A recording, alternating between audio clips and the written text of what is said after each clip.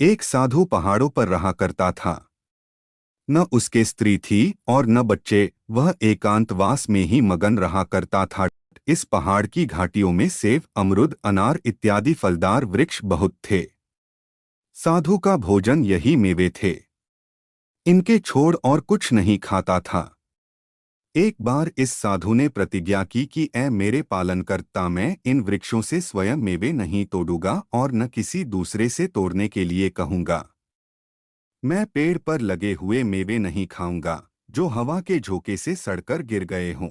दैवयोग से 5 दिन तक कोई फल हवा से नहीं झड़ा। भूख की आग ने साधु को बेचैन कर दिया।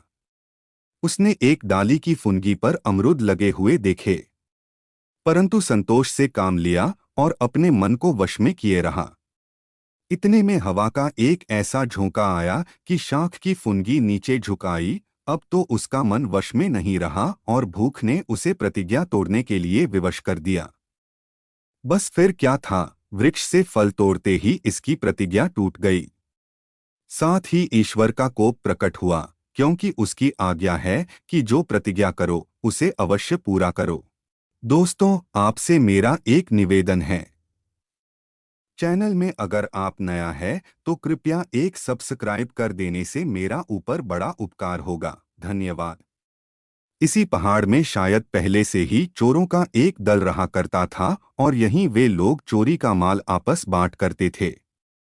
दैवयोग से उसी समय चोरों के यहाँ मौजूद होने की खबर पाकर कोतवाली के सिपाहियों ने इस पहाड़ी को घेर लिया और चोरों के साथ साधु को भी पकड़कर हथकड़ी बेड़ी डाल दी। इसके बाद कोतवाल ने जल्लाद को आज्ञा दी कि इनमें से हरेक के हाथ पांव काट डालो। जल्लाद ने सबका बाया पांव और दाया हाथ काट डाला। चोरों के साथ साधु का हाथ भी काट डाला गया और पैर काटने की बारी आने वाली थी कि अचानक एक सवार घोड़ा दौड़ाता हुआ आया और सिपाहियों को ललकार कर कहा, अरे देखो, यह अमुक साधु है और ईश्वर भक्त है। इसक हाथ क्यों काट डाला? यह सुनकर सिपाही ने अपने कपड़े फाड़ डाले और जल्दी से कोतवाल की सेवा में उपस्थित होकर इस घटना की सूचना दी। कोतवाल यह सुनकर नंगे पांव माफी मांगता हुआ हाजिर हुआ। बोला, महाराज, ईश्वर जानता है कि मुझे खबर नहीं थी। साधु बोला, मैं इस विपत्ति का कारण जानता हूं और मुझे अपने पापों का ज्ञान है। मैंने बेईमानी से अपना मान घटाया और मेरी ही प्रतिज्ञा ने मुझे इसकी कचहरी में धकेल दिया। मैंने जानबूझकर प्रतिज्ञा भंग की, इसलिए इसकी सजा में हाथ पर आफत आई। हमारा हाथ, हमारा पांव, हमारा शरीर तथा प्राण मित्र की आज्ञा पर निछावर हो जाए तो बड़े सौभाग्य की बात है। तुझसे कोई शिकायत नहीं, क्योंकि तुझे इसका पता नहीं था। संयोग से एक मनुष्य भेंट करने के अभिप्राय से उनकी झोंपड़ी में घुस आया। देखा कि साधु दोनों हाथों से अपनी झोली सी रहे हैं। साधु ने कहा, अरे भले आदमी, तू बिना सूचना दिए मेरी झोंपड़ी में कैसे आ गया? उसने निवेदन किया कि प्रेम और दर्शनों की उत्कंठा के कारण यह अपराध हो गया। साधु ने कहा, अच्छा, तू चला आ, लेकिन खबरदार, मेरे जीवनकाल में यह भेद किसी से मत कहना। झोंपड़ी की बाहर मनुष्यों का एक समूह झांक रहा था। वह यह हाल जान गया।